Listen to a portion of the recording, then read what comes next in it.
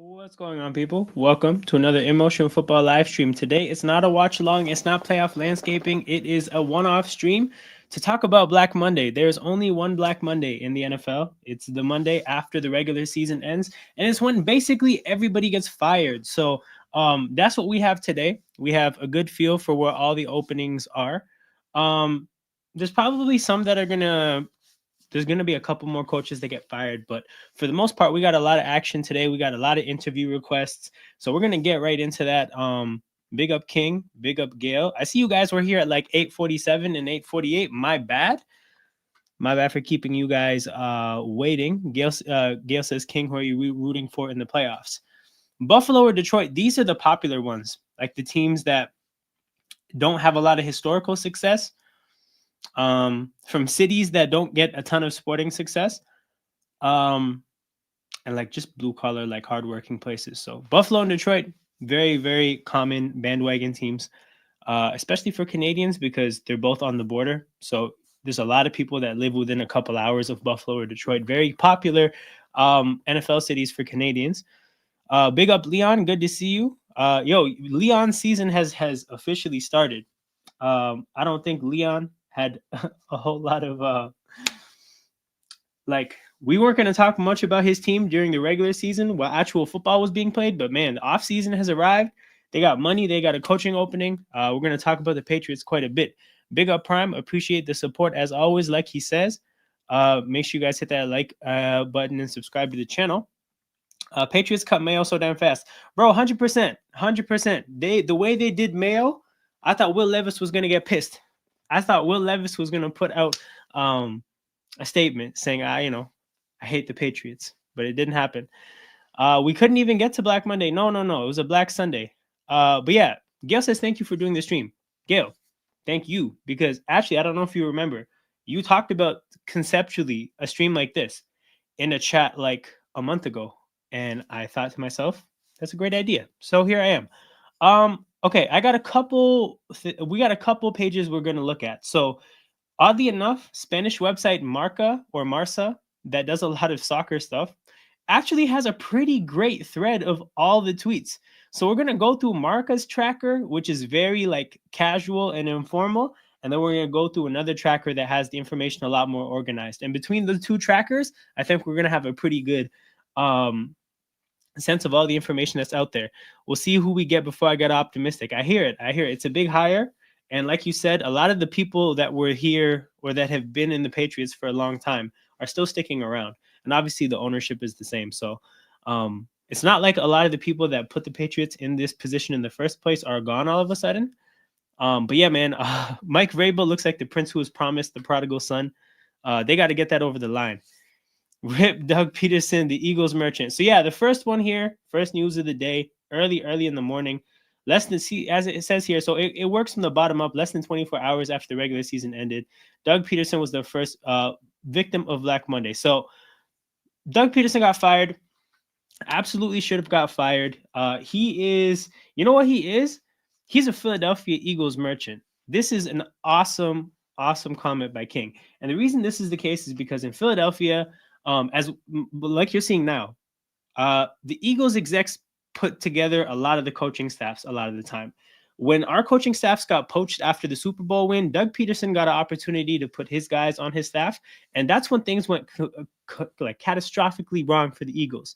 They asked him basically, "Are you interested in firing your guys and having us fill your coaching staff up, or not?" He said no. The Eagles fired him. He went to the Jags. He gave all those guys that got him fired in Philadelphia the jobs, and then ended up going to Jacksonville. Let them all get him fired again. So he played himself. He engineered his own downfall. And Jacksonville is in a weird spot. What I will say, though, and I'm sure there's going to be a tweet above about this, but they kept their general manager. Trent Baalke has his job. Now, for those of you guys who aren't familiar, Trent Baalke was in San Francisco when Jim Harbaugh was there. When things went left with the Niners, somehow, some way, they let Harbaugh go and they kept Baalke. I don't know how he kept his job at that point. And yet again, I don't know why he kept his job. I don't know if you guys have seen the screenshot, but somebody screenshotted the YouTube live chat to the Jaguars live stream of the owner speaking. And the Jaguars fans were in there. with clown emojis. Nothing but clown emojis. So that was pretty interesting to see. It looks like the fan base is completely in arms with the direction of the team. So the main takeaway with Doug Peterson is that, was firing him the right decision? Yes. Does that mean they're headed in the right direction? No. No, not at all. We have no indication that they're headed in the right direction. The general manager that's garbage is still there. The owner that's garbage is still there.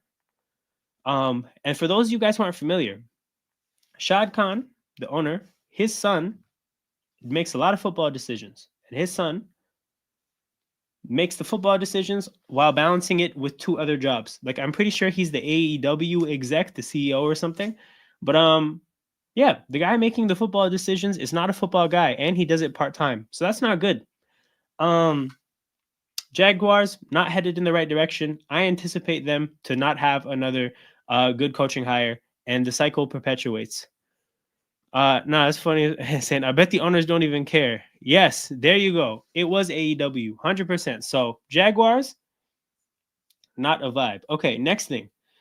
Gerard Mayo, Bill Belichick's successor, left the New England Patriots just 1 year after taking over. Okay, so then we have the statement from the Patriots CEO about Gerard Mayo over here, early in the morning today.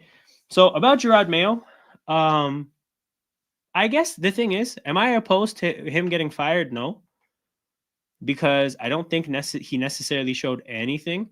There were some moments where I felt like, look, the Patriots overachieved at certain points in the beginning of the year, but it went left so quickly. And he had some pretty damn weird things to say. And truthfully, I think it's pretty clear that he wasn't fit to be a head coach. He's very young. He's very inexperienced. It's completely reasonable that he's not fit to be a head coach.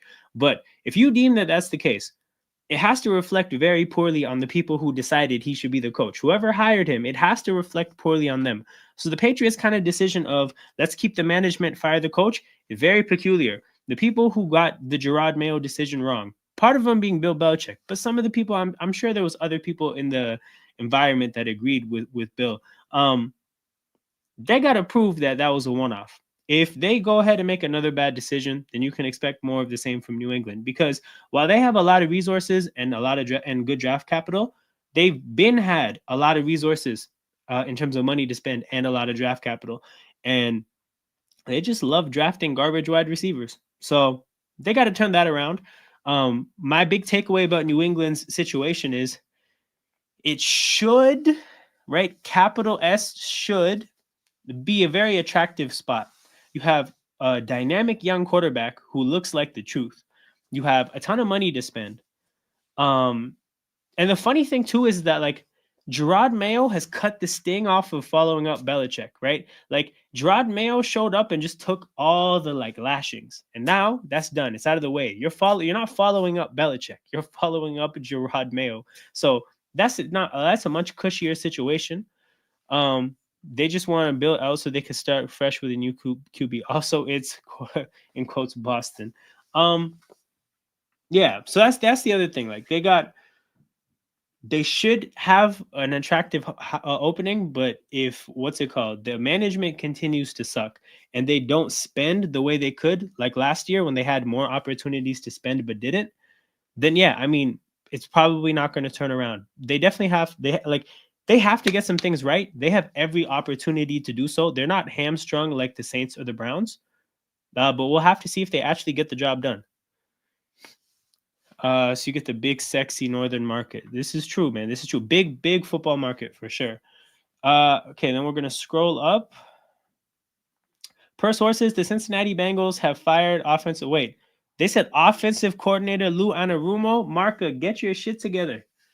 Brother, he's not the offensive coordinator. This is the defensive coordinator. There you go. Adam Schefter got it right. Bengals fired defensive coordinator Lou Anarumo. So my thing is, I think Lou Anarumo is a pure scapegoat. I think firing him is absolutely ridiculous. I thought when he had personnel, it was clear that he was fit to do a job. Clear.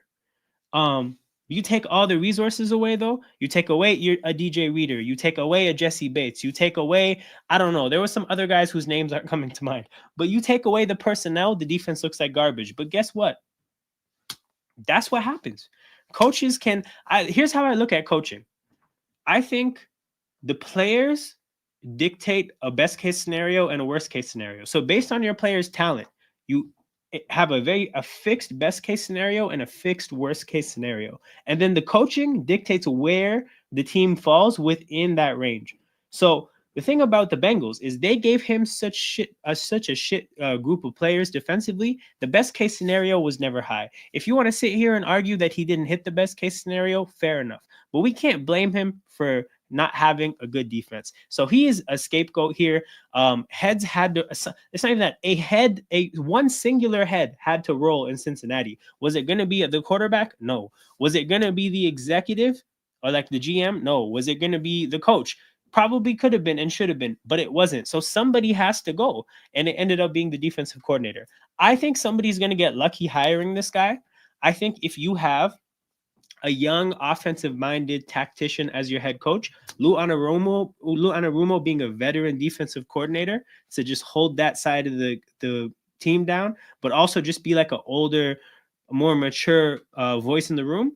I think that's an amazing setup. So if you're looking to hire Ben Johnson, team him up with Lou Anarumo. That's a great fit to me. So Bengals, you fucked up. You should have gave him some better players. I think you're going to lose a good head coach, and you have to get the evaluation right and get a better defensive coordinator now, or else this will age horribly, and it'll just mean somebody else gets fired next year. You got rid of a potential scapegoat. You're going to need another one next year if you don't get the defensive coordinator hire right. If you don't get the defensive coordinator hire right. The Bengals head coach is also thankful. 100%. Zach Taylor better pray the Bengals get good next year. If they're just mid next year, he's cooked. 100%. He's next in line. There's no other scapegoats left. It'll never be Burrow. It'll never be the GM. Well, actually, it could be the GM, but it's going to be the coach first. Okay, next name. Okay, Saints could interview current Broncos personnel manager David Shaw to replace Darren Rizzi. Okay, so obviously, do we care too much about this? No, but just a quick point on this. Based on the Saints personnel situation with their lack of talent as a team and their cap situation being so bad, I think the Saints are inherently a long-term project. So I think that their angle at looking for a head coach should be, how do we get somebody that is going to develop young talent, is going to be able to build a team from the ground up, instill a culture, have patience, have a long-term vision, all these kind of things. So when I think about that, a guy like a David Shaw makes sense. So for those of you guys who aren't familiar, David Shaw, I think was the Stanford head coach for a long time college coach with a lot of success, track record of doing well.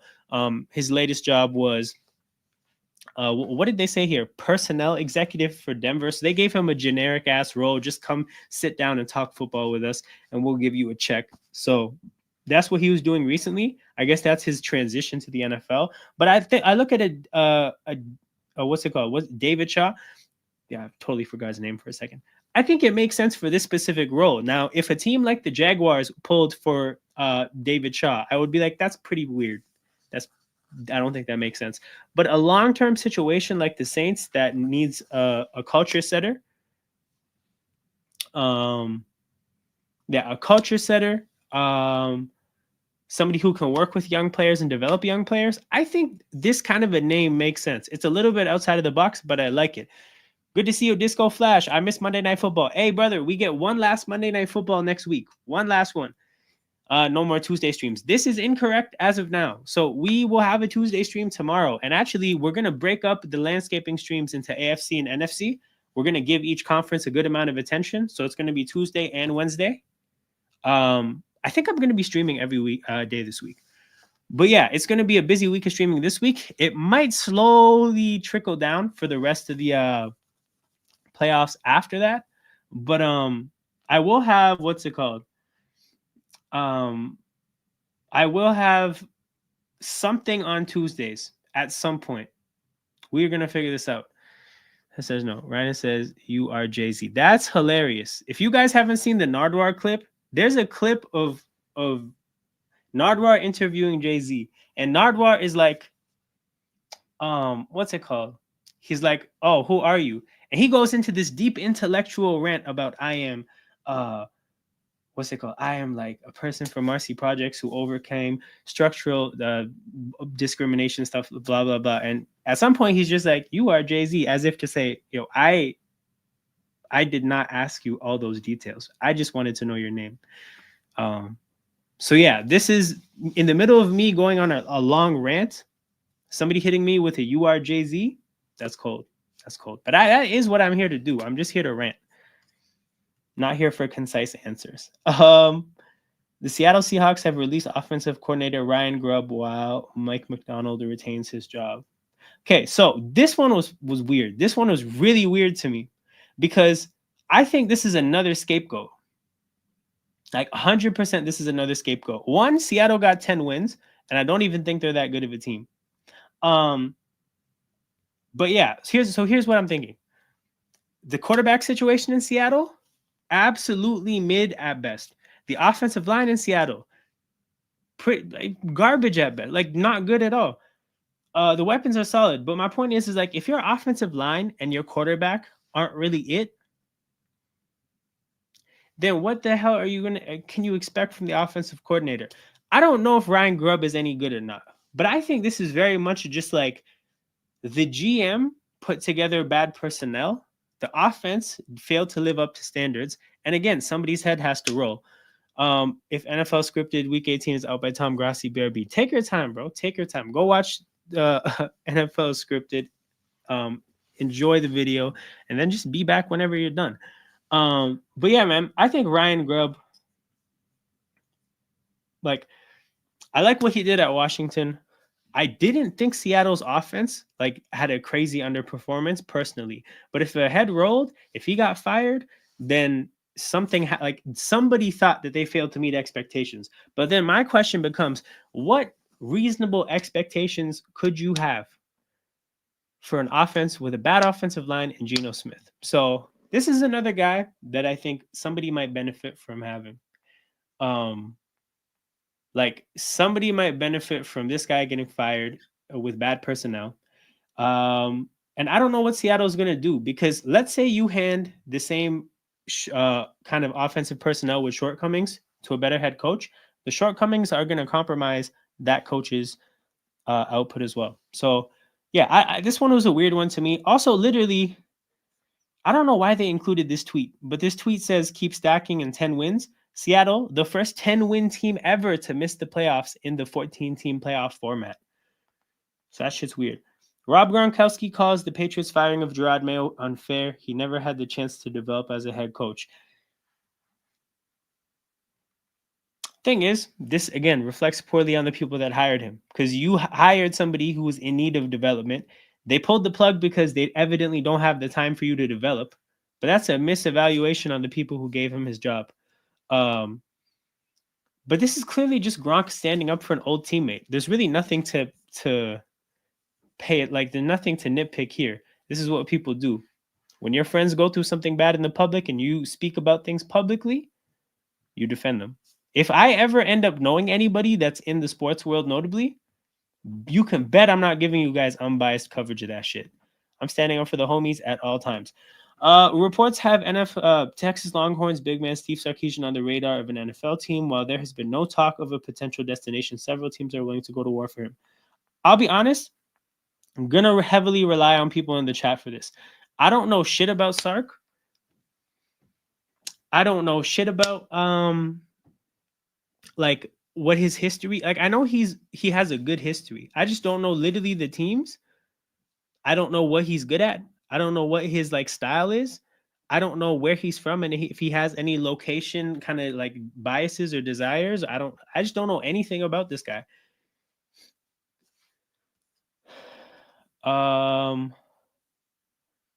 He's a pretty nice coach.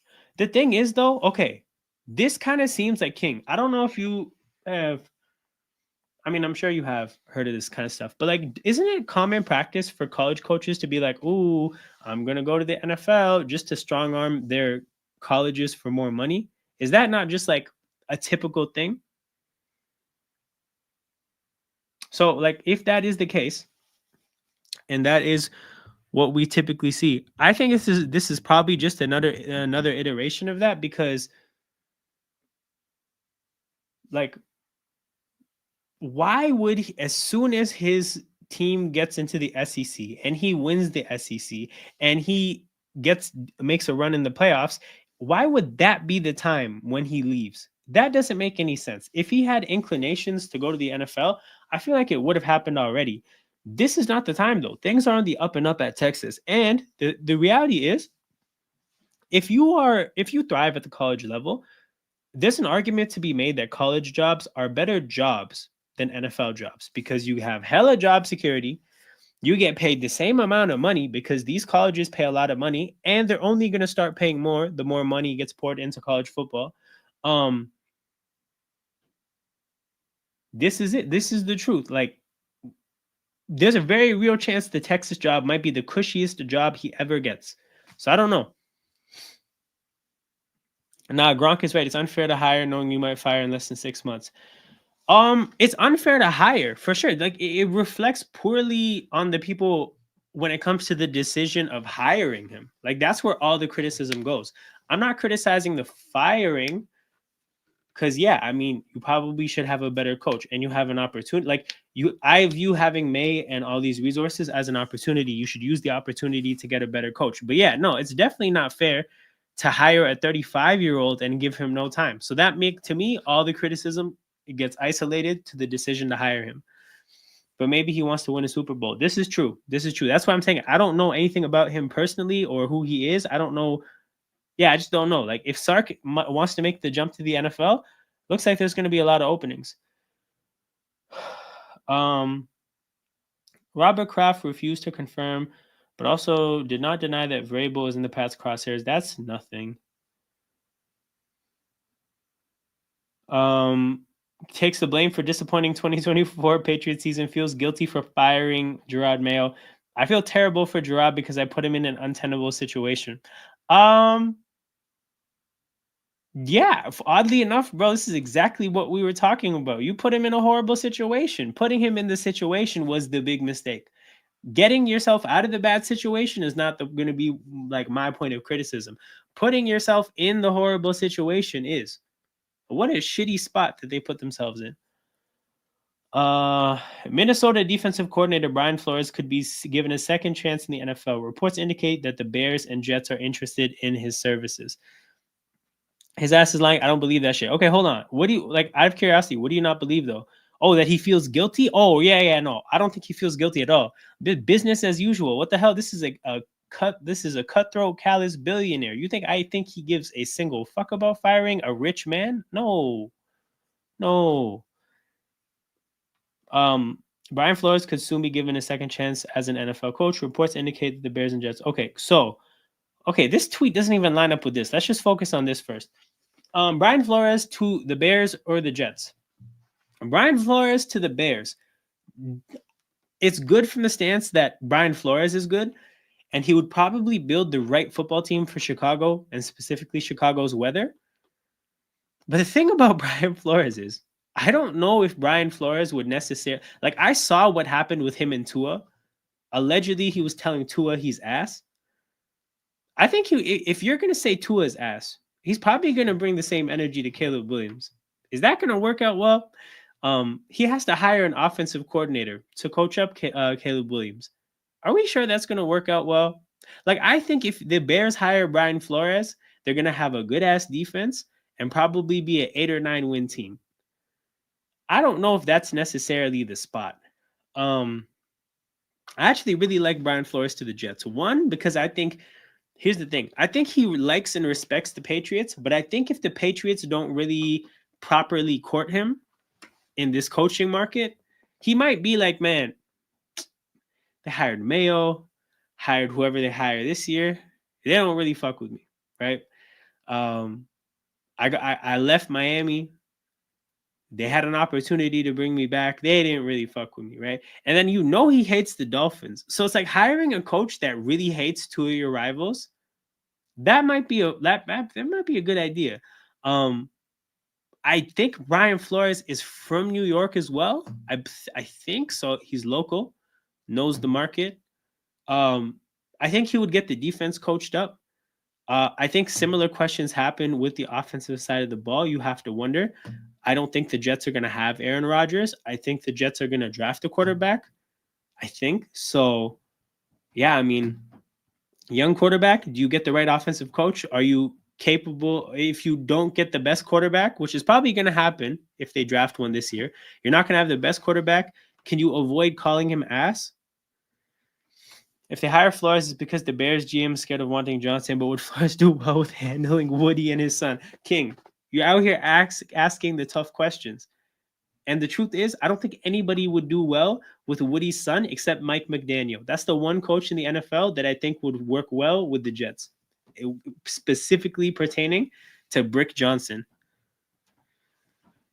Well, I think he's retiring. Truth be told, from what I saw in week 18 and just the way they were celebrating everything, it felt like people got the feeling that it was his last game and that was like one last hurrah. So I think A-Rod is out of here. But that's just a personal belief. And if I'm wrong, then you reevaluate the situation. But I don't think he's going to be back. I think he's riding off into the sunset. Okay. Let's see what else this thread has. Head coach Antonio Pierce denies his departure from the Las Vegas Raiders. He claims that the rumors are generated from outside and not within the franchise. Well, this is whack. Raiders haven't made a decision yet. I think Antonio. Here's the thing: the situation with the Raiders has been shit since like week 6. So I don't think they have a ton of thinking to do and reflecting to do. They've had a lot of opportunities to think and reflect. Whatever they feel about AP, they would have felt the same things dating back to like October. So I think if they haven't fired him yet, they're not firing him. Now, how do I feel about that? I like him as a culture setter. I like him as like the CEO coach of a team. I think the role he did as an interim reflects well on those qualities. But I think this past offseason, what he showed you is that the talent evaluation is garbage. Going for Gardner Minshew, that's trash. Going for Luke Getsy, who just had one of the worst offensive coordinator tenures in Chicago, that's horrible. So, do I think AP could work as a coach if a smart executive basically handpicks his offensive coordinator and defensive coordinator? Yes. Do I think the Raiders are the organization that can put him in that position? No. So if the Raiders have AP, they have to fluke into having a good coaching staff around him. And if that happens, they're coordinators, so they'll probably get poached. I say this all to say, I don't hate AP. I just don't think I think he gives you a very narrow chance of being successful. And then the Raiders make it even more narrow of a chance to be successful. And the different timelines that exist for the Raiders being successful are so few, are so few in numbers.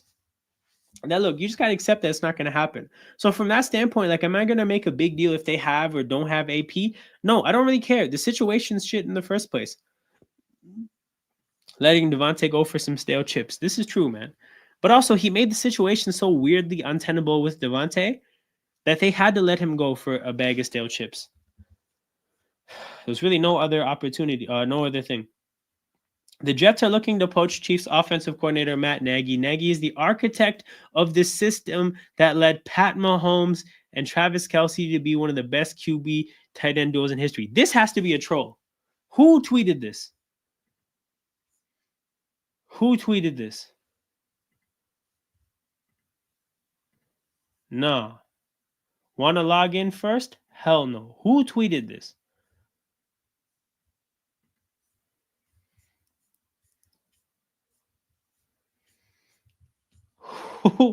I need to know. Somebody needs to answer for their crimes. Somebody needs to answer for their crimes. No, this is definitely a great troll. Like, it worked. You guys watched it work live. This is criminal. That being said, though, guys, it is 100% on the table that this is what the Jets think. It is very possible that the Jets look at the Chiefs, look at Matt Nagy and say, yeah, we want a guy that was in that situation. We want a guy that was a part of greatness. We want a guy who has witnessed so much success. We want Matt Nagy. 100% think it's on the table. Yes, Matt Nagy is one of the biggest criminals ever. So someone paid for that one for sure. Okay, the Jets have requested an interview with Matt Nagy. Interview lined up with Chiefs AJ and Bo. Jets could wind up getting a package deal. Oh my god, if they get oh my god. The thing is though, I can't act too shocked and too surprised because this is truthfully this is what the Jets do. Like this is very much in line with how that organization rolls. So I can't act too shocked. But if they have the potential to hire a Ben Johnson, a Aaron Glenn, a Brian Flores, a Mike Vrabel, if they have the potential to hire all these guys and they call for a Matt Nagy, then the 17-year-old is definitely running the franchise. Actually, I lied. The 70-year-old Woody Johnson, the old man, this is the old man move. Brick would hire somebody cool. He would hire somebody garbage, but at least somebody cool. The thing about Matt Nagy is not cool. Matt Nagy has no vibes. What drugs are they on? All of them. All of them. New York, big lights, big bright lights. Not hard to find whatever you need to find, and the Jets have found a lot of it. So they're trying to be the great value Chiefs. But bro, King, welcome to the NFL. What did the Jets do during the Patriots era? They tried to be great value Patriots. What's his name? Eric Mangini? Who else? They hired a couple ex-Patriot scrubs, I think. 100%. This is what happens during dynasties. Bad organizations try to be great value versions of said dynasties. What a mess. Tyreek Hill has 1 foot out of the Miami Dolphins. So this is a whole different kind of Black Monday. This is Tyreek Hill told the Miami Dolphins, "You're fired." That's what he told them. The Dolphins got fired on Black Monday by Tyreek Hill. But here, I think there's a larger quote here. So hold on. I'm opening the door. I'm out, bro. It was great playing here, but at the end of the day, I got to do what's best for my career. I'm too much of a competitor to just be out there. So yeah, Tyreek Hill is allegedly on his way out of Miami. Yeah, he pulled a reverse card. He said, I'm putting you guys on waivers. You guys are getting cut. I'm releasing you guys. So yeah, that's what happened. It's interesting. I think if Tyreek Hill gets so I'm not going to put it on the screen, but I looked at Tyreek Hill's contract. It's really bad for Miami to get rid of him. It is really bad. And this is part of the reason why I don't think it's going to happen. It would be indefensible for them to cut him. And if he finds a way to get cut, I'm not even joking. You might think I'm trying to be sensational or something, but I'm being dead serious. If he wants to get cut, he needs to go all the way Antonio Brown. Not 20% Antonio Brown, not 60% Antonio Brown. He needs to go 110% Antonio Brown to get cut. His contract is that big for Miami. Now, it is possible it could make sense to trade him. But if they trade him, there's still so much money that stays with Miami that they have to get a good compensation for him. Now, if they get this great compensation from this other team, I'm looking at it and saying that to that other team, you're paying premium draft picks and premium money to Tyreek Hill in order to for a 30-year-old Tyreek Hill or however old he is. I think a lot of good organizations don't do that. So now, from Tyreek Hill's standpoint, are you willing to get traded to another bad organization? If you're going to have a bad time playing football, would you rather have a bad time in Miami or a bad time in Cleveland? This is how big is it? I can't remember his contract. So, King, actually, you know what? I'll put it up. It's not about the contract itself. It's about the structure of the contract and what they've done to restructure it. So I will try to break this down with you for you guys. Bear with me, people. I know this type of stuff isn't everybody's cup of tea, and frankly, it's just not that entertaining. However, okay, so Tyreek Hill next year against the salary cap counts as 28 million and 56 dead if he's cut. Obviously, that's not going to happen. They're not. See, this is what I'm saying. If he wants to get cut and count as 56 against the cap, twice as much as he would on the team. Yes, the older he gets, the more expensive the contract gets. He's going to be 31 this year. But here's the thing. If they trade the contract, here's the problem. if they trade the contract, this 15 million, sorry, the comment is covering it up. 1 second. These columns here, this 15 million stays with Miami, right? These two columns here, this 12 million stays with Miami. These four columns here, which is roughly 14 million. No, 15 million stays with Miami. So 15 plus 12 plus 15. 42 million stays with Miami if they trade him. So this is the thing. He counts for 28 against the salary cap as is with him on your team. Counts as 42 if you trade him. Counts as 56 if you cut him. Now, I ask you this question. Why on earth would Miami cut him? They would have to, only reason to cut him is if he's legitimately, I don't know, a threat to your team's safety. Like if he's threatening to smack the shit out of Tua, then maybe you have to cut him, right? But barring that, what would have to happen for them to justify trading him and him counting 42 mil against the cap? They have to get a great return. So I would look at the other team, and here's something you have to keep in mind from Tyreek Hill's standpoint, right?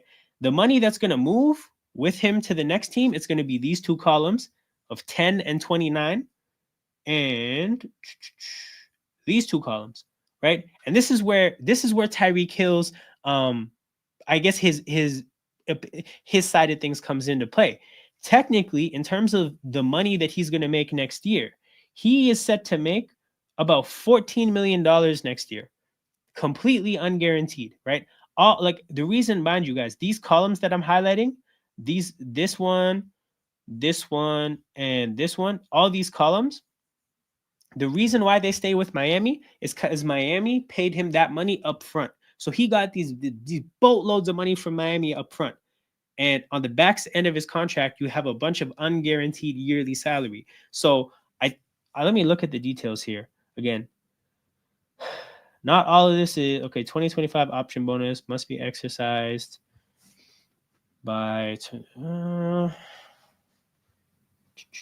when does his salary ever guaranteed? Oh my God. This whole thing guarantees. This is actually a very complicated contract. We're just going to put that to the side. Point being, at no point will it be cheap for Miami to get rid of him. And if he were to go to a new team and he's looking at that new team and he's like, whoa, I count as 14 million against your salary cap. I'm Tyreek Hill. I'm definitely more deserving of counting 14 mil against your salary cap. I want a new contract because that's what happens. A lot of the times when players get traded, think Odell Beckham to Cleveland. Think DeAndre Hopkins to Arizona. Think there's a few of these examples. Who is his agent? Drew Rosenhaus. The big Don Dada of NFL agents. That's his agent. So, should it be no surprise why he has such an advantageous deal for him and such a bad deal for Miami? What I would ask Miami is, who are your salary cap guys? Hire me.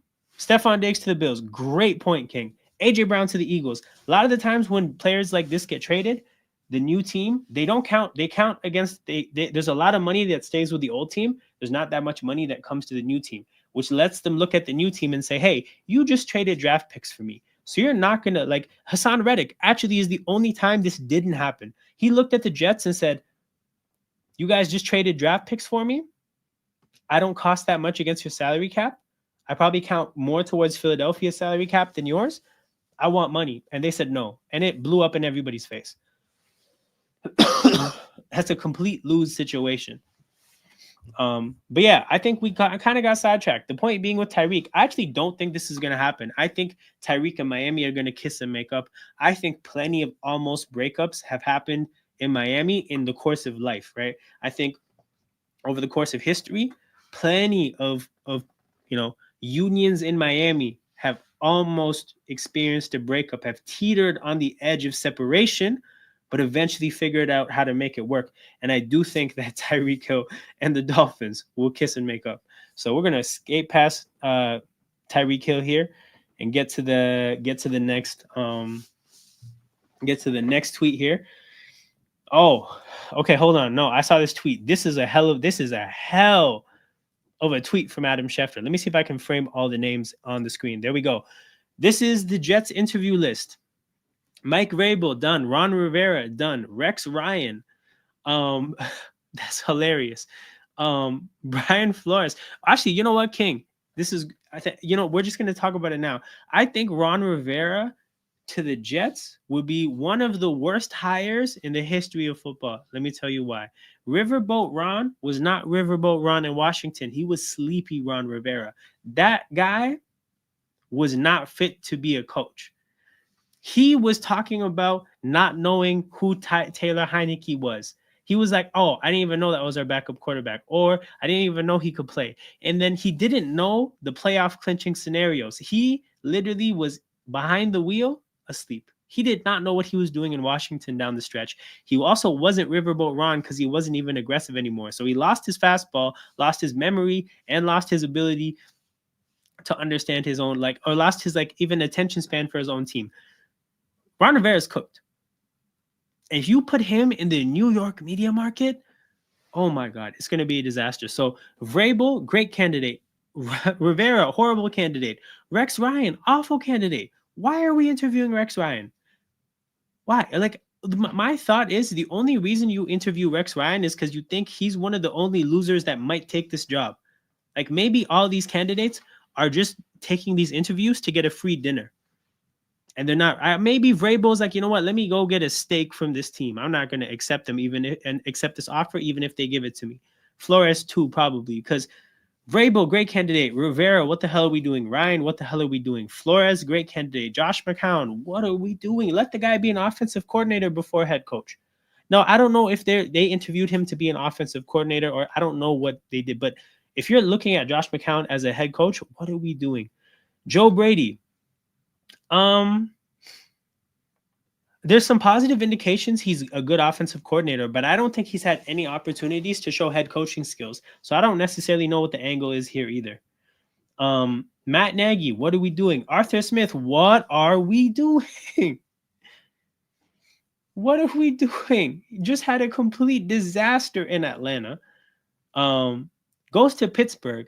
And I won't say he was bad in Pittsburgh, but he wasn't necessarily good. I think you could say Arthur Smith had the most whelming stint in Pittsburgh. So, I mean, nothing to really say that, oh, things will be better than Atlanta. In my head, if you hire Arthur Smith, you're signing up to just have the same seasons that Atlanta just had with Arthur Smith. See, Gail, you see the vision. Free dinner in New York, wine and dine. Not the worst thing to have to experience in January. It's January as well. It's probably snowy every so often. Beautiful winter nights in a big city. Seeing the snowfall in a high rise must be pretty cool. I'm sure this is not a good season to get wine and dine in New York, and I think that's what a few of these candidates are doing. If they just take Arthur Smith from us, I'll be so happy. I hear it. Brian Greasy. I'll be honest, I don't even know when the last time I've heard that name is. I didn't even know that guy was coaching. I don't know where he is. I don't know what he's doing. I remember that name from my childhood. I don't know who. Well, let me see. Where is Brian Greasy? Brian Greasy. Oh, he's a quarterbacks coach for the Niners. Fair enough. Aaron Glenn. Do you think he's going to leave the Detroit Lions to go to the New York Jets? Do you know what type of shit they have going on in Detroit right now? So Ben Johnson is the most self-respecting coaching candidate I've ever seen. He's so picky about this next job. You think Aaron Glenn spends 12 hours a day with Ben Johnson to not know better than to avoid the Jets? Oh my goodness, man. Another person wined and dined. Vance Joseph, you know what? I don't know why he would leave Denver. He was at Denver. Things were good. He went to a few teams. And things were pretty bad. Went back to the Broncos. Things were good again. He just needs to stay in Denver. Bobby Slowick. No way, man. Bobby Slowick was the hot name last year. CJ Stroud, Rookie of the Year. See, back when he was CJ, but pre-Coleridge Stroud days, right? Playoff win. looking competitive. Those were the days of Bobby Slowick. This year, after Coleridge era, Bobby Slowick, no way. No way. So yeah, this list is hilarious. Like I said, I think there's a few guys here that are just here for the wine and dine, not here to seriously take the job at all. What type of motions do the Jets? What type of motion do you think the Jets do? The Jets think they have? Sorry, I don't know why this was so hard to read. Here's the thing, bro. It's so interesting, but like, why do you have to interview 15 guys? It's surely you're not that indecisive. Surely you're able to just do some basic research and weed some names out. Also, like, I don't know. You might like, do you not have a guy that you're going to interview and be like, you know what? If things go well, this might be our guy. So all things considered, everything, everything on that list was discouraging to me. Pre-Coleridge era. I'm gonna tell my kids about that. My kids are gonna be like, man, who's one of the best NFL rookies you've ever seen? I'm just being honest with you. There was a guy, you know him as Coleridge, but before he was Coleridge, he was CJ. And when he was CJ, it's like, you know how there was like LeBron wore 6 and 23, Kobe wore 8 and 24. Stroud was once Coleridge and once CJ.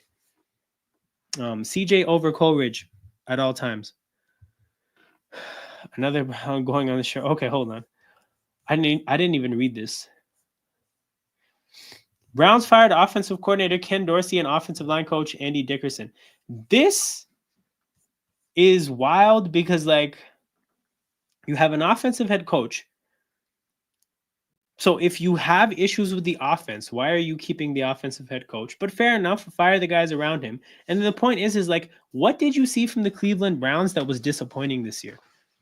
It was a mess from the beginning at the quarterback position. It's a mess partially because your running back got a devastating career-altering injury. Your season, I mean, already kind of got messed up. If you look at like their approach to assembling a wide receiving core is basically, let's take everybody's busts. Elijah Moore didn't work out at the Jets. Give me Elijah Moore. Jerry Jeudy didn't work out at the Broncos. Bring me Jerry Jeudy. Who else? They have a collection of just certified busts. They have a couple of their own draft picks, Cedric Tillman, somebody else. Point is, like, they don't have anything from a personnel standpoint, which is not the offensive coach's failings. So again, fair enough. These guys that got fired, they probably were not doing a good job, but like probably weren't doing the worst job either, right? The people who assembled the personnel should have been the people who lost jobs, if anybody. But that being said, as long as Nasty Man is the quarterback, truthfully, like, I don't think we can be overly critical about anybody. Absolutely everything. The Factory of Sadness is back in business. This is true. Just churning out nothing but bad vibes. Damn, Stefanski's looking for his third offensive coordinator in 4 years. What a mess. Jerry Jones and Mike McCarthy will meet later today, but it remains unclear at this point if the Cowboys' relationship will continue into the next season. So basically, the Cowboys have a coaching vacancy, like, realistically. If this guy's a free agent and there's still not even an indication about whether he's going to coach or not, the Cowboys basically have, like, the Cowboys are going to be interviewing McCarthy with other candidates as if they need a new head coach. That's wild. That's wild. I don't know, like, what is even the point? What do you guys have to talk about? Like, what is going to happen in the meeting? Like, I'll put it this way, right? Let's say you're a boss at a workplace.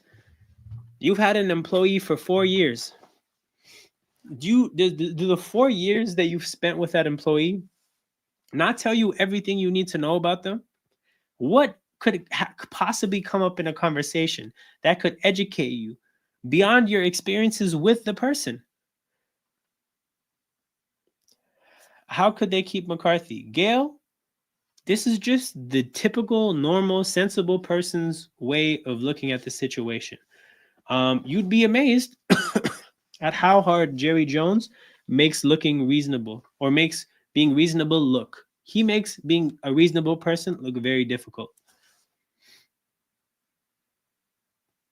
Um, see, this is like 10 times everything easing into the cup. Man, I don't know what Dallas is doing. You just gave Dak Prescott a contract. So I imagine, like, I'll put it this way. When you give a player like Dak Prescott that kind of contract, you then have to put different resources into trying to see if you can get the most out of Dak Prescott. So, like, I would be looking for, truthfully, if I was the Cowboys, I'd be looking at Ben Johnson. Why? Because Dakota Rain Prescott absolutely needs a Ben Johnson. That's what you have to do. You need to you overpaid a quarterback that's not that good. Okay, cool. You got to now spoon feed that quarterback an easy time on the football field. Well, we need a coach that can draw up some great plays. We need weapons that can make your job easy. That's what you have to do now. The you know the mistake has already been made handing him the big contract. You have to do what you can to mitigate that mistake now. But this is absolutely correct though. Now it would never happen, but that's what you need to be at least attempting to do. But no, King is absolutely right here. That would never it would never work. He would never take the job. But my point is like, if you're Dallas, that's how you have to be thinking. But I don't know if they're even going to think that way. Rumors are that Jerry Jones and Mike McCarthy will have the usual fans are okay. Bears are requesting to interview Todd Monken. Oh, this would be an extremely strange hire because Monken is okay. He's solid, like he's decent. I don't think Ravens fans really like complain too much about him, but they don't rave about him either. Maybe, the idea here is get an offensive coach that was called on to get the most out of Lamar and bring him to coach up Caleb. But nah, this would be a weird one. That being said, Monken has a weird resume of like, I think he got good production out of Baker Mayfield and Jameis Winston. Ryan Fitzpatrick. And then obviously Lamar has had MVP seasons under him. So he does have a good resume of getting good production at the quarterback position. That might be the angle. But as a head coach, there's absolutely no indication that he would be a good head coach, especially with the Cowboys fans expecting the most and absolutely call for make it work. 100%. 100%. Could you be the specialist hired to advise teams on coach hiring? That is literally the dream. So I don't know if you're familiar. There is what's it called? A company called the 33rd Team, run by some people that used to be execs in the NFL, and they basically work in an advisory capacity to the NFL. So NFL teams can hire them to basically give them hiring advice. So they hire you to give advice on who they should hire. When I saw that, I'm like, this is the dream, because there's no science to this. There's no such thing as a formula that you could put together to give you a good head coaching candidate. There is no such thing as a calculator you can punch in some numbers and get the coach candidate. This shit is an inexact science. So inevitably, the only thing an advisor could ever do is just ramble. Literally what I'm doing right now. You get in a room, you have your thoughts, and you just ramble. So that's I'm looking at those guys and I'm like, these guys, they call themselves advisors. No. They're professional ramblers. They're gonna get paid to do what I'm doing just in a boardroom. And that's the dream. That's the dream, people. Fingers crossed, toes crossed, everything you could possibly cross. But that would be a dream. This is true. Professional yappers, bro. There's no way you could look at the advisors and be like, oh, we look at one successful time they advise somebody and we can figure out how to replicate that. No way. It's just professional ranting. Todd Monken. The Saints requested an interview with Kellen Moore for the head coaching vacancy. This is really interesting because I don't even know why they did this. Kellen Moore. Okay. Background for people who don't know much about the Eagles or don't follow this team closely. The thing that we're learning as Eagles fans is that this is Jalen Hurts' offense. We've had a few offensive coordinators coach up this team recently.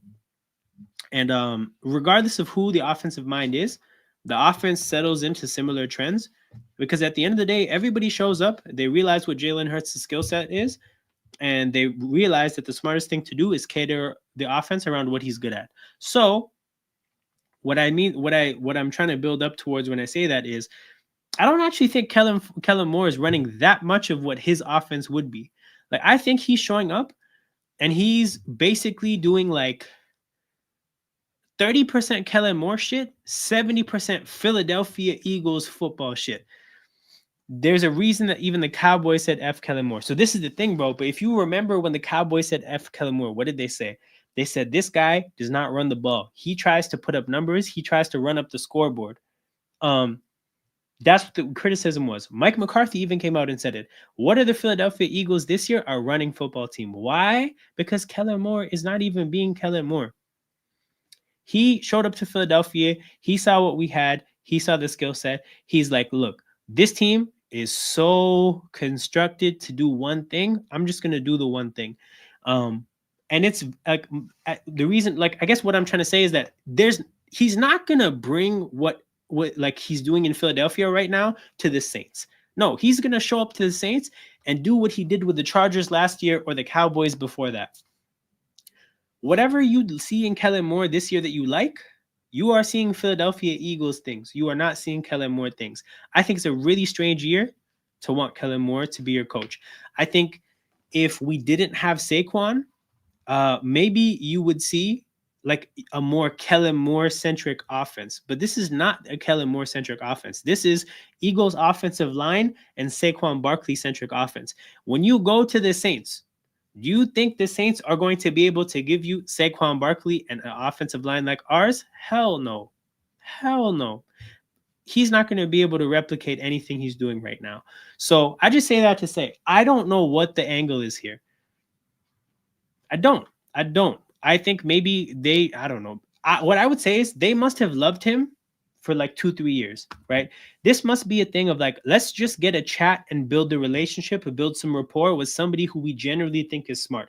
I could not tell you what he did this year though that makes him a good candidate. So that's an interesting poll for sure. He's not the reason the Eagles are good. The Eagles are the reason the Eagles are good. Very well put. Very, very, very well put. Darren Rizzy, they got Rizzy wrong. This website gets a lot of shit wrong. Okay, I already read that. The Chicago Bears have sought permission to interview Cowboys head coach Mike McCarthy and are awaiting a response from Dallas.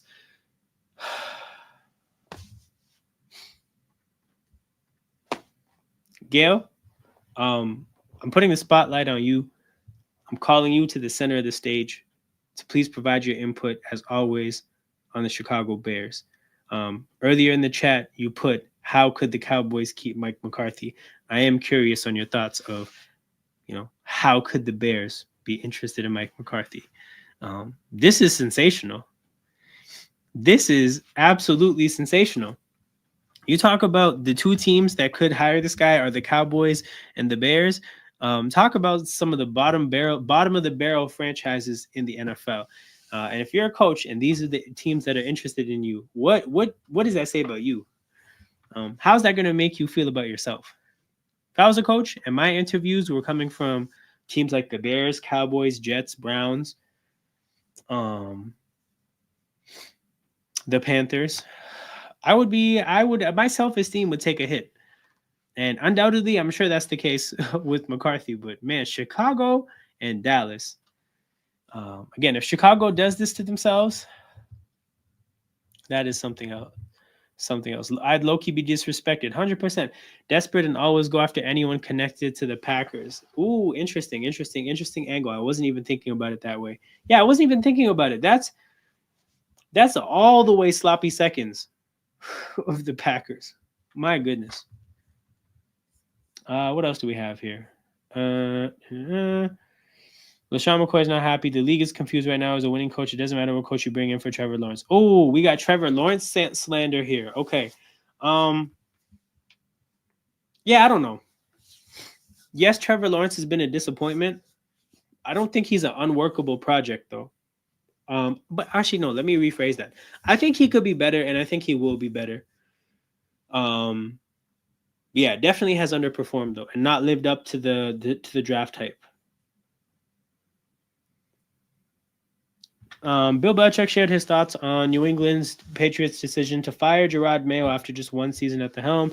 I don't really know from the outside looking in. Okay. Honestly, I'm going to be so honest. I don't think I care at all about this. What did he say, though?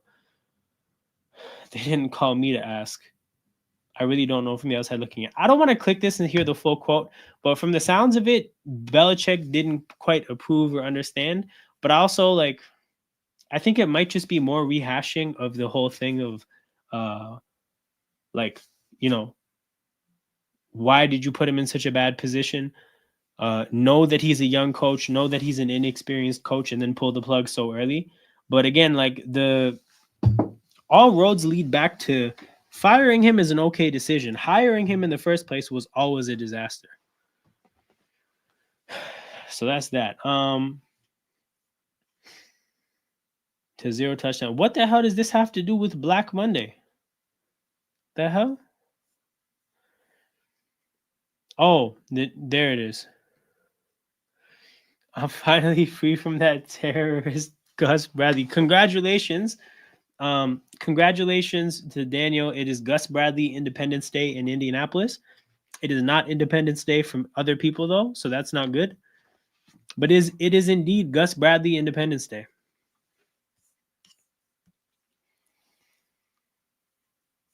Oh, this is what this point was for. The Saints interviewed Aaron Glenn. So by the way, I've heard a lot of reports linking Aaron Glenn to the Saints for a long time because I believe that's where he played, or like that's where he's from or something. Point is, I've heard a lot that he has a lot of connections to New Orleans. So Aaron Glenn to New Orleans has kind of been penciled in for a long time. We'll see if it actually happens. Seems like it would be a good hire for them. Like again, tone setter, somebody who could build the culture from the ground up, somebody who could fix the defense. It does put the offensive side. Again, whenever you hire a defensive coach, the question becomes, can you get the offensive coordinator hire right? Ooh, Gail, great question. I do think we're going to get this. Get to this later. I think the next page that I got addresses this. Who fired will get. Ooh, yeah, this is amazing. Okay, let me see. Update narration. Let me see. Is there any more? No. Whoa, I don't even know Spanish. Does that work? Oh, ad blocker in Spanish? Whoa, you know what? Never mind. Bye, Marca. Okay. Back to okay, here we go. We have Sportsnet here. Let me refresh the page. Does this address what okay. Wait, does this address what Gail was talking about? No, we're gonna have to find that later. Gail, this is a great question. Black. Wait, where is it? Black Monday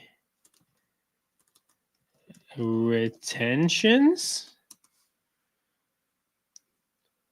Oh, this has nothing to do with football. NFL? Latest rumors, winners and losers. You know what? This references Brian Daboll, so this might be what we're looking for.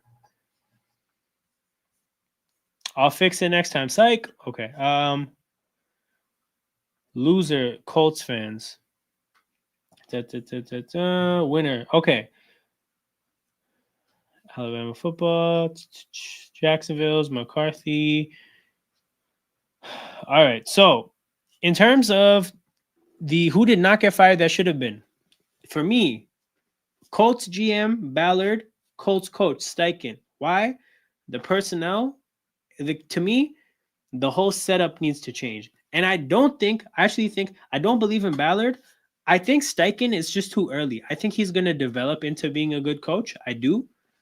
But I think the whole thing needs to be like cleansed from the ground up. I think Steichen will be good in his second opportunity. But I think sometimes when you've had things go wrong early, it's like you need a clean slate. It's hard to build on things that went wrong at the beginning. So I don't necessarily love Steichen retaining his job or Ballard retaining his job. The Giants are another big one for the Giants. Daboll. Okay, you know what? I actually don't necessarily hate Daboll as an individual, like as a coach. I'm still impressed with what he did early career, Josh Allen. I'm still impressed with what he did with that 1 year with Daniel Jones to get him paid, right? I think though with Dayball, what we've seen is that he's shit at putting a team together. So his role needs to change in the organization. And like good offensive schemer. I don't know if he's a great head coach. So at the very minimum with Brian Dayball, I think he understands parts of football well and has some redeemable qualities, right? Um so it's like I'm actually not that mad about him staying. Joe Shane staying is absolutely ridiculous because the team has got consistently worse since making the playoffs. That's a general manager failing. Now, Joe Shane being fired, like being retained, is so bad of a decision. It's making me think about what could the other angles be. And one of the angles I'm thinking of is this just the Giants saying, like, look, let's suck for another year and start clean for basically to get Arch Manning, right? They could take Travis Hunter, have Travis Hunter and Malik Neighbors be really bad, and then get Arch Manning. I think they might be a team that's looked at this year's quarterbacks. They don't like the quarterbacks. They want the quarterbacks next year, and have decided that being bad this upcoming year is going to be how they get it. Maybe they think firing Shane and getting another head coach would make them too good to get a quarterback. I don't know, but I have to start entertaining these absurd conspiracy theories because it's just that bad. It's just that bad of a decision. There has to be an ulterior motive. There has to be. So that's what I have to think about. Kevin Stefanski needs to get the fuck out. Zach Taylor, Brian Daboll, Mike McDaniel. Okay, Stefanski. I don't think he's been like he's definitely not been good. I don't think he's been that bad. But you haven't done enough to have your job for this long. Like coaches get fired for less. Coaches get fired for way less. Zach Taylor needs to get the hell out. Once again, don't think he's been a disaster. Don't think he's been particularly great. Coaches get fired for a lot less. Oh, King, this is huge. This is huge information. This is huge information. That actually completely blows up what I said. I don't even know why then. I don't know who is there a great quarterback next year though? Because why would the Giants like what would the angle be? There's no we saw it on Hard Knocks. Shane went against the owner and he literally, the owner was telling him, I will lose sleep if Saquon goes to Philadelphia. The GM looked the owner in the eyes and said, oh, Philadelphia is not interested. It's just Houston and Chicago. And then he went to Philadelphia. Damn. But yeah, who else? Colts. King puts him in. Oh, Mike McDaniel. So I think Mike McDaniel should be gone already because I think I think a coach is easier to get rid of than a quarterback once you pay a quarterback. And one of Tua and McDaniel has to go. I think the Tua McDaniel marriage could only go so long. And like I said, in my head, I think I would probably want to get rid of Tua, but they've already given him a big contract. So that's not going to happen. So you got to do something to try to salvage the situation. I would probably get rid of McDaniel. But yeah. He's not sleeping then. Oh, did you guys see the commercial? Saquon just did a sleeping aid commercial. It's amazing. It's the best trolling I've ever seen. He's like, so I heard you've been having a hard time going to sleep. It's great. It's great. I love it. He's lucky Philly didn't let Saquon. Here's the thing, right? So if Saquon Barkley left the Giants to join the Eagles, both are local, like regional rival and a division rival. And then in the first game against the Giants, set a personal record for rushing yards. Then throughout the season, went for 2,000. And then in week 18, went for the rushing record and then won a Super Bowl. That would be the hardest slap a rival has ever given another rival. And that's why I wanted to see them go for the record. Or that was the reason why I really wanted to see it. I cannot think of a instance of a team looking a rival in the eye and just slapping them across the face like that. That would have been amazing, but it'll never happen. So, or it's done already. So that sucks. But yeah, I'm trying to think if there's any other names. Trying to think if there's any other names. We talked about the Colts. We talked about the Giants. We talked about the names King put in the chat. Okay, let's look through this website. This is a bit of a tracker. So what it's showing us is Mayo. Oh, the interview requests for every vacancy. So the Patriots fired Mayo, and the only official request they have is Ben Johnson. As of now, I don't think they're going to get Ben Johnson. This is just another whining and dining situation. We're going to have to see the other names spill in. Hopefully it's Mike Vrabel. For the Jags, we have no names yet. For the Jets, we have that long-ass name, list of names. So nothing new here. For the Bears, oh my God, I did not know the Bears had a list like this. So the Bears interview request Ben Johnson, Drew Petzing of Arizona. What are we doing? This is criminal. I think Drew Petzing is terrible. And I say this, guys, okay. Everybody here knows that Marvin Harrison Jr. is the truth, right? Marvin Harrison Jr. is amazing. Why is he not better than he's playing this year? We all think Trey McBride is a very good tight end, right? Why is he not in the end zone? We all think Kyler Murray is a talented quarterback, and we saw it at the beginning of the year.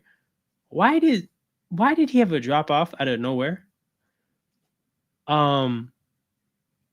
There's so many things that go wrong with the Cardinals offense. To me, all roads lead back to Drew Petzing. I just don't think he's good at his job.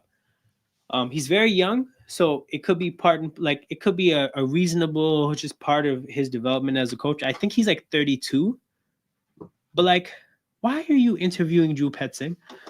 Aaron Glenn makes sense. Mike Kafka, why? What did the Giants offense show you that made you think, yes, Mike Kafka, let's interview him?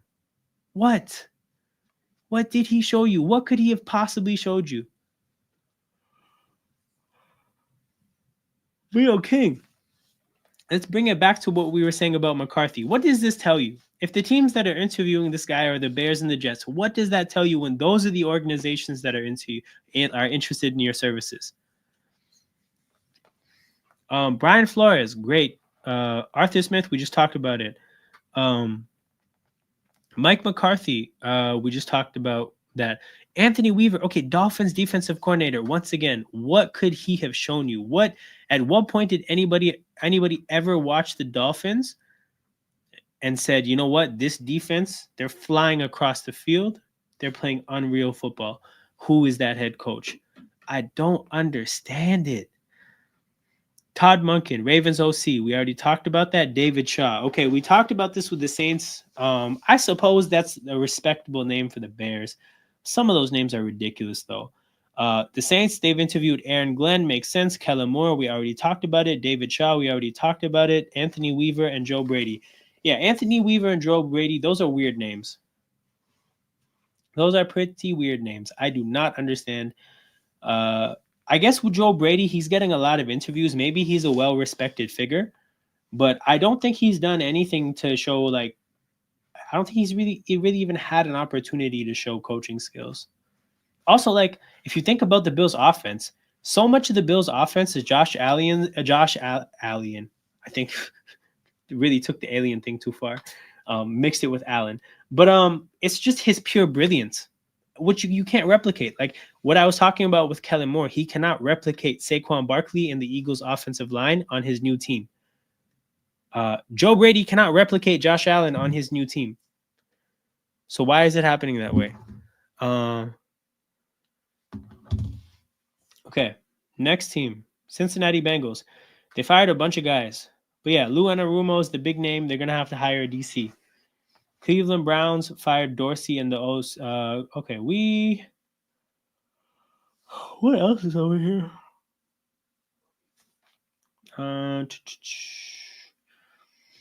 So the Jets.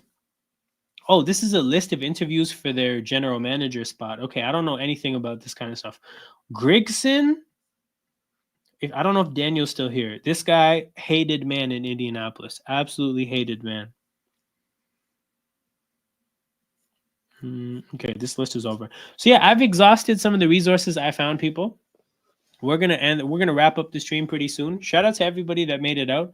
Much appreciated. We had 45 people roll through. Big up to everybody that strolled through at some point. There's 8 people watching live. Make sure you guys hit that like button and subscribe to the channel. This is In Motion Football. We had a pretty interesting one-off stream, but streams are going to be like this during the off season. Well, we're just going to put some stuff on the screen and just talk football. So the less football we have to watch, the more of these I will be delivering to you guys. This was pretty fun. Little short hour and 20-minute stream. Like I said, you guys can expect more of these. Make sure you guys subscribe to the channel so you don't miss out on when these happen. A little bit inconsistent with the timing. I think just generally when I stream in the middle of the week, it's pretty dependent on when I get home from work, which it's not really consistent. So I will be doing a lot of lives, but yeah, the timings might not always be consistent. So hope you guys can make it whenever I'm live. This was a lot of fun. I'll catch you guys tomorrow for a very interesting landscaping stream, and we're gonna have a lot of fun. See you guys tomorrow. I'm out.